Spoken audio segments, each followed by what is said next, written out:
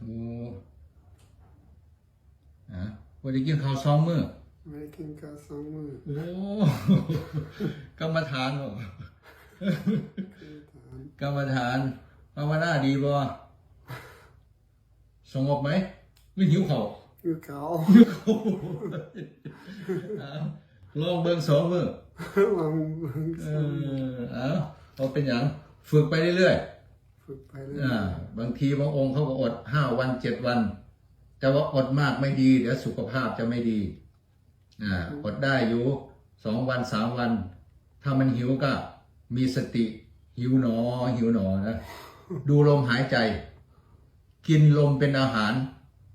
เบิ่งลมหายใจเขาลึกๆหายใจออกยาวๆถ้าเราเบิ่งลมหายใจดีๆมันสิให้เรามีความสุขได้ปิติมันจะเกิดขึ้นความสุขมันจะเกิดขึ้นเพราะฉะนั้นว่าปิติภักษาคือเอาปิติเป็นอาหาร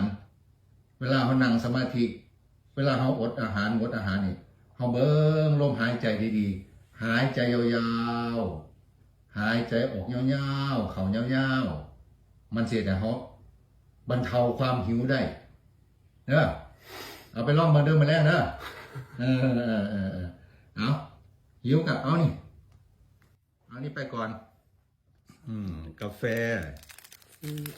แล้วก็เนี่ยช็อกโกแลตเอาช็อกโกแลตบรรเทากันนะเอาสาธุครับ